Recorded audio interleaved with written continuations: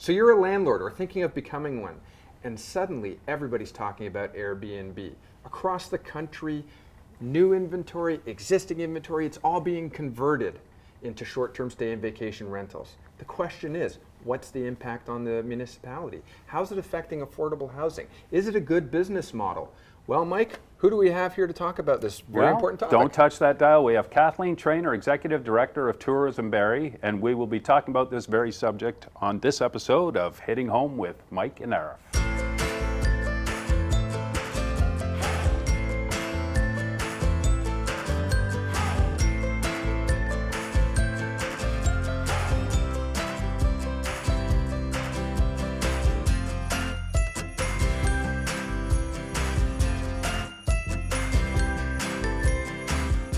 And we're here with Kathleen Trainor from Tourism Barrie. And tell us a little bit about Tourism Barrie right off the bat. Tourism Barrie is a destination marketing organization. They're called DMOs. We represent the tourism industry in the city of Barrie and some of the larger attractions in the surrounding areas. Okay. So one might ask, I mean, we typically talk about real estate and finance and the real estate market in general. So what are you doing here?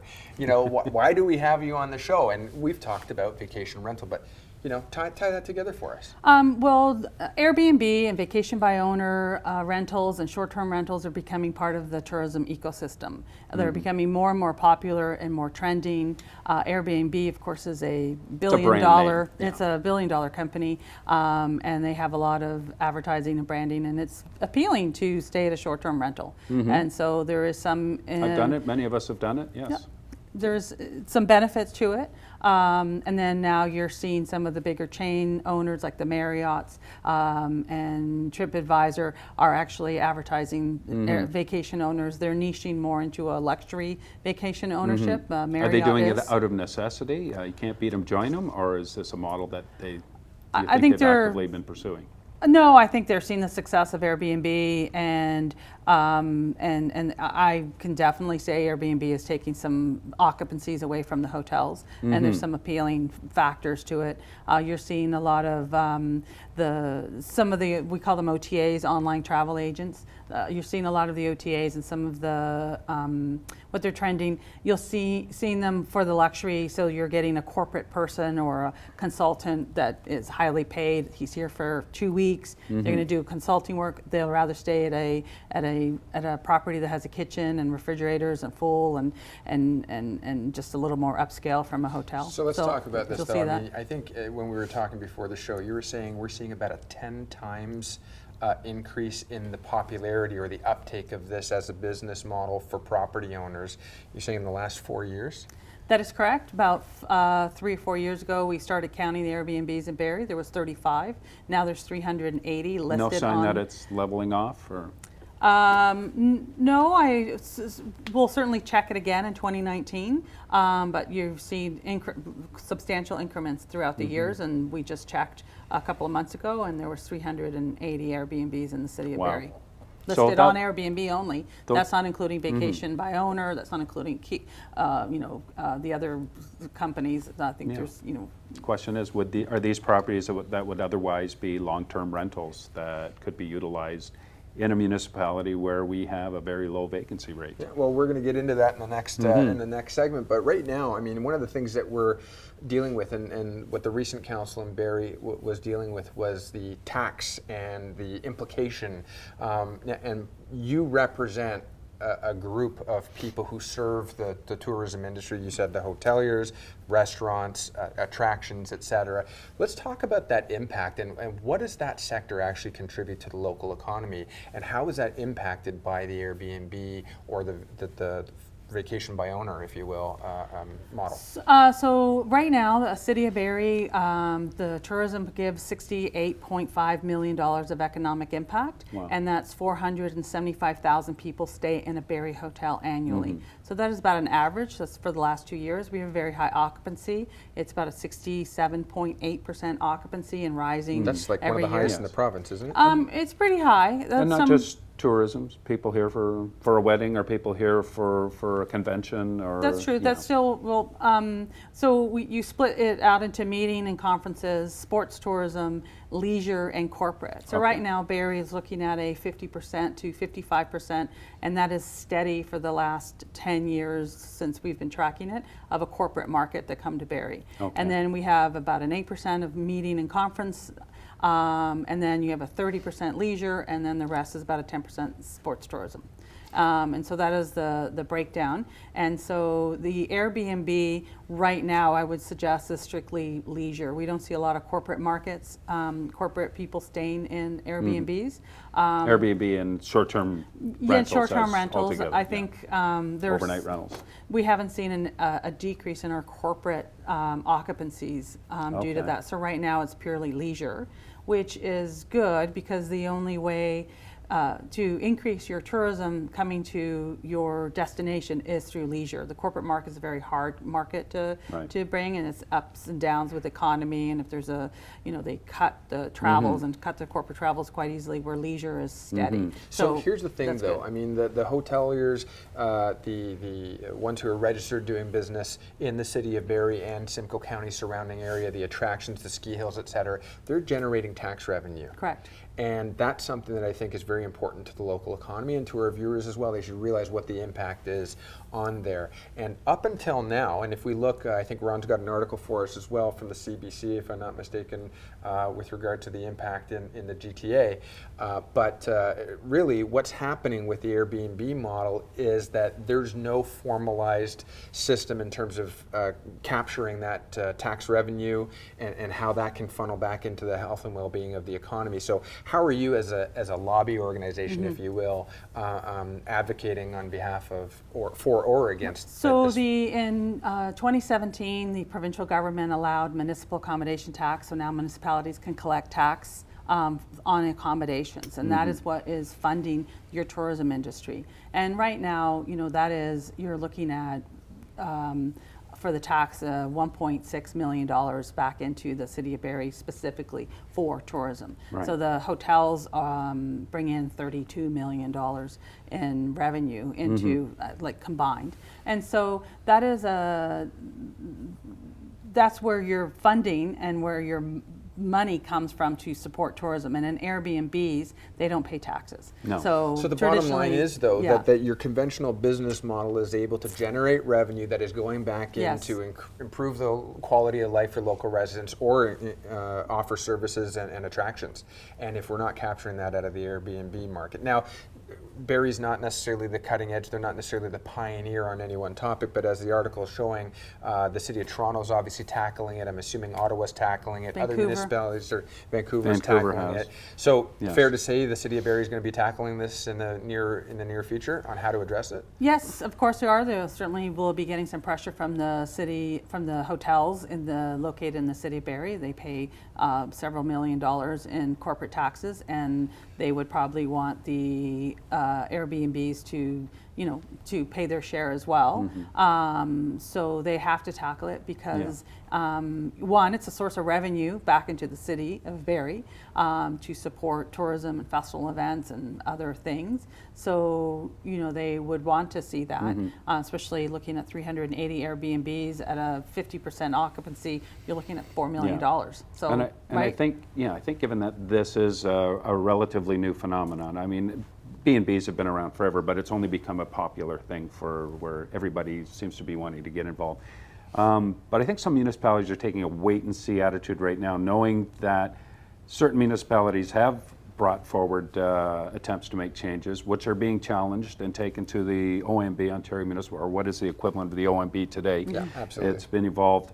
So these municipalities are watching to see what the outcome is there, and they will certainly adapt some of those changes. We got to go to break. regulations. We got to go to break, but when we come back from the break, let's talk about that some more, but let's also talk about the impact on the actual housing market, affordable housing, and the rental Exactly. marketplace as well. So this is an exciting topic, and obviously I think change is on the horizon, but we'll be right back after the break, picking it up with Kathleen Trainor, Executive Director of Tourism Barrie.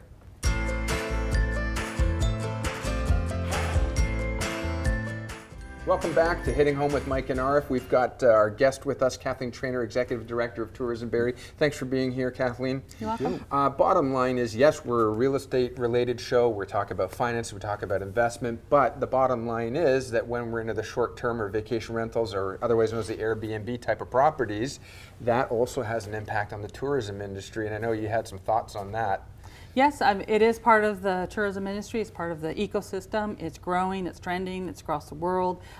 People like it, so we have to deal with it. And to be It's here to stay. Yeah, and to be a destination and an attractive destination to people across the world and through the GTA, we need to have hotels, we need to have B&Bs, we need to have short-term rentals, we need to have campgrounds. So, you know, people stay in different things, and so to have it all is good as well for the tourism industry. And we do also need long-term rentals. Yeah, and that's the harsh reality. The reality is that this is a business model. You're absolutely right, Mike. I mean, we have across the GTA, across Barrie, we've got some of the lowest rental vacancies across Canada. I mean, it's scary how hard it is to find something, but also housing affordability in general. So if people are using this as a business model, there's an argument that says, well, wait a second, we need to regulate this better because it's actually infringing on my ability to buy a home or to find an affordable place to rent. So there's that balance. Yeah. And as a realtor, Mike, I mean, what are you seeing in the marketplace? Well, I'm seeing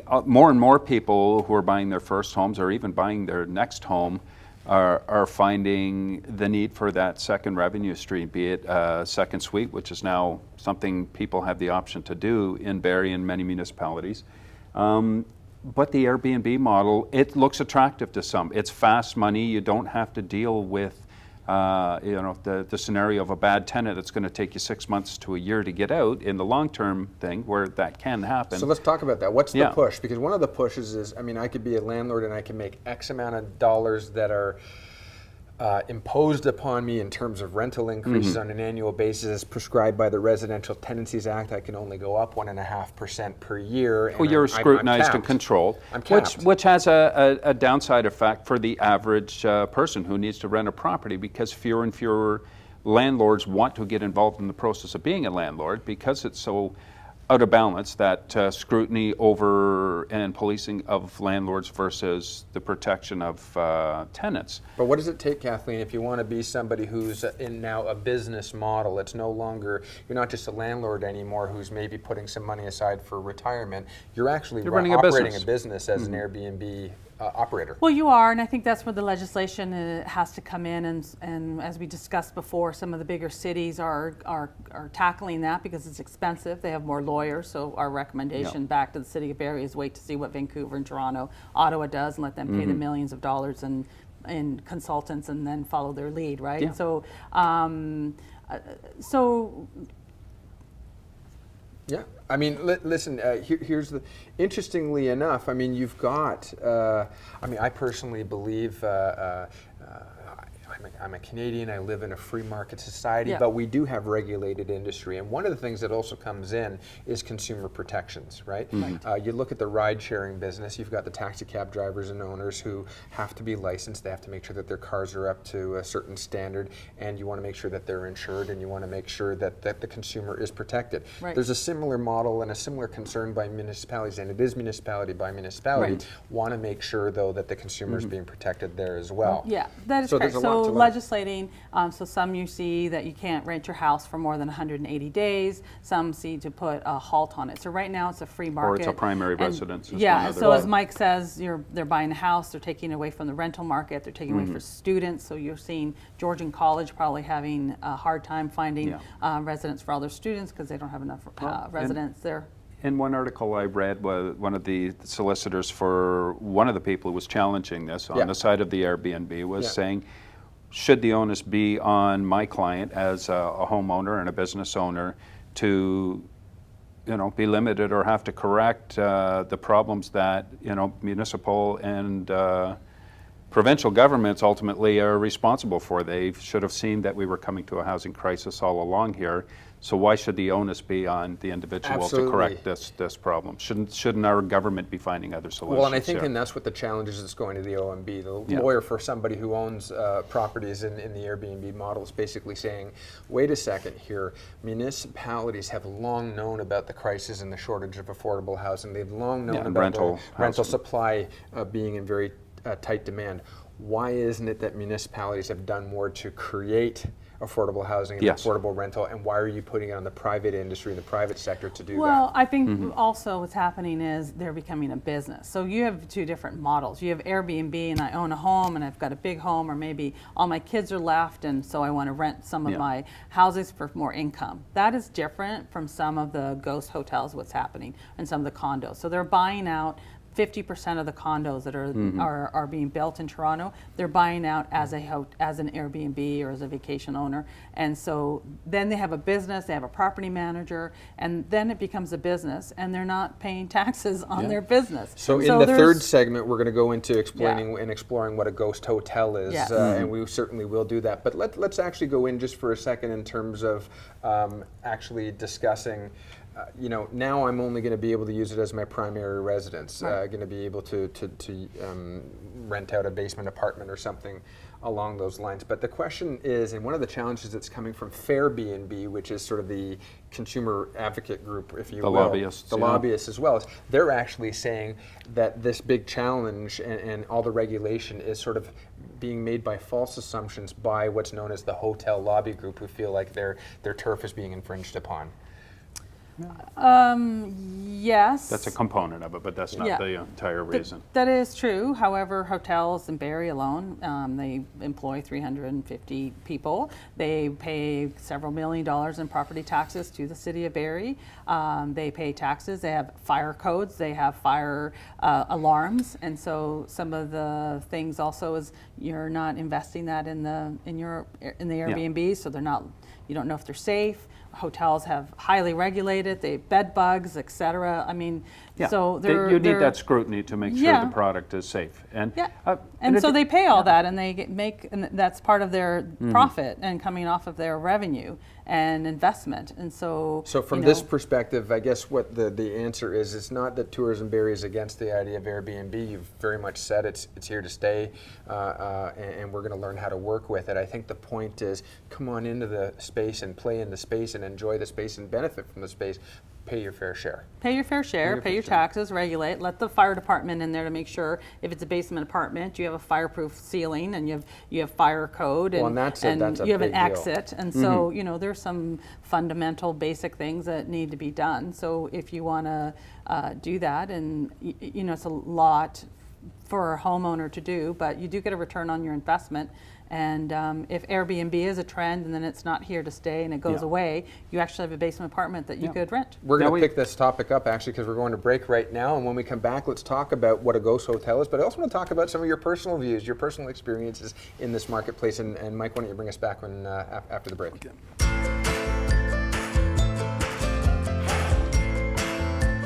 Welcome back. Our guest is Kathleen Trainor of Tourism Barrie.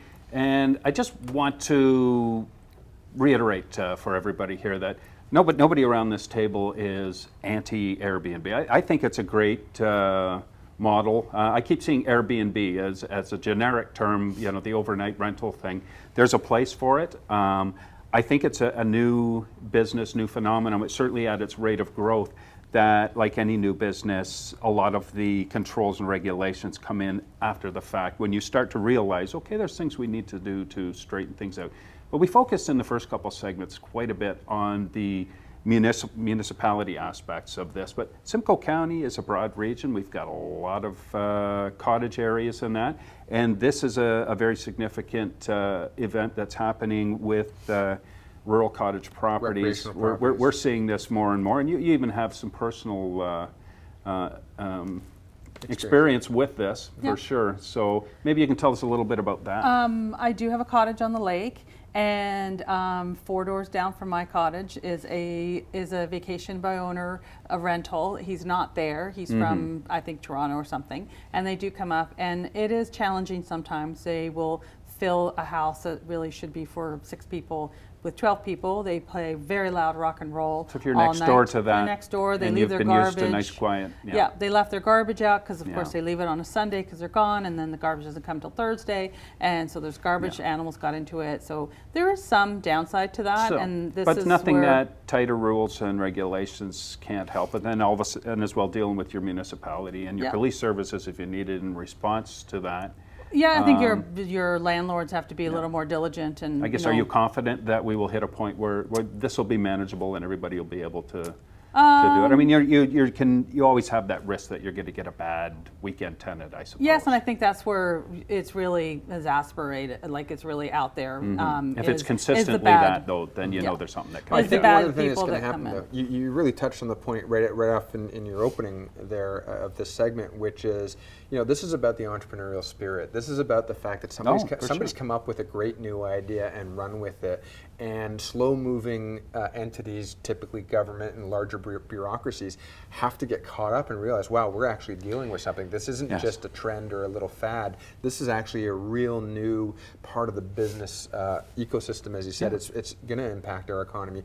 And we need to explore and figure out, do we regulate? How do we regulate? And one of the questions really is, well, what's the cost of enforcement? And I know that municipalities are looking at that in terms of registration fees or annual fees to be able to do that, so they can be tasked with sending out bylaw enforcement to if trash is left out. True, and which is directed again instead of going back to you're registered, you pay your tax, which will then pay for those services. So I think that balance is. And the more regulation in there, it attracts the right people to the business model to begin with. I think one of the hard parts is we don't know how many tourists are increasing coming to Barrie because there's no stats. There's no tracking. There's no tracking. We don't have a relationship with Airbnb. So that would be interesting because you're talking about Barrie. So you could suggest, I think there was a study out, so there is, I think 380 vacation properties in Simcoe County that could potentially, where there's only, I would say, a maximum of 8,000 rooms in all of Simcoe County, and that's excluding Blue Mountain because they're not in Simcoe County.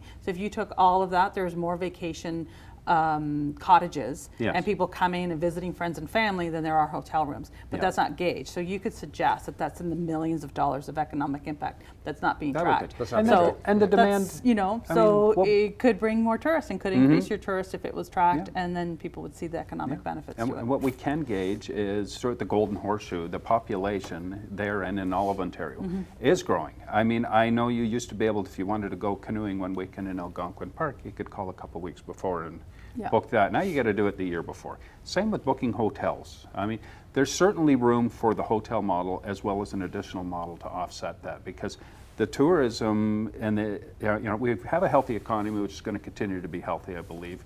So a lot of people want to get away, and they're going to be looking to either stay in a hotel or have the option to go on an Airbnb. I think they can all work and play together. Absolutely, and I think if you look at your downtown Barrie, not having a hotel, there is some thought as, do you allow more Airbnbs, if you will, or whatever, short-term rentals in your downtown core to bring in all the tourists to stay, to revitalize your downtown and bring more people in the restaurants and retail, because there's not a hotel built there. But that's also something that the condo corporations are having to deal with, right? Because the condos want to know, they don't want transient people going through the corporation. They have to make the decision whether they're on board or not. We are almost out of time, but there's something that we touched on earlier that we really need to touch on. What is a ghost hotel? And you got 30 seconds. Ghost hotel is the condos in Toronto. You'll see a condo with 3,800 units. More than 50% of them are short-term rentals. No one lives in them. They're investments. So people bought the condos as investments and they sell them through Airbnb.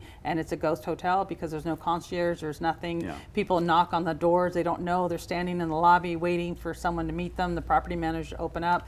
And that is a ghost hotel because it is literally a hotel. Not a healthy phenomenon, really. That comes with its own challenges. I think something that we actually have to talk about with our viewers, though, is that if you are looking at this as a business model and you want to invest and you want to become a landlord, or you want to run your own vacation rental, how do you qualify? How do you buy? And typically speaking, again, I talked about slow-moving entities. Well, one of the greatest slow-moving entities is the lender community, the banks. And the banks haven't really figured out how to work with this either. Traditionally speaking, banks want to see a lease. They want to see a one-year lease. They want to be able to gauge your revenue. They want to see 12 months of Yeah. deposits from the tenant who's been living there for X amount of time, and that's how they can factor how much you're actual earning on your market rents, and can you offset your costs, or are you, the owner who holds title to the property, are you subsidizing this yourself? All good points. So we got to wrap this up, and I think maybe that's a topic for another discussion. We're about to go into credits, but Kathleen Trainor, Executive Director of Tourism Barrie, thank you for Thank you. giving us your You're time this welcome. morning and sharing some insight on this phenomenal marketplace. Great, thank you. We'll Very see you good. again. Thank you.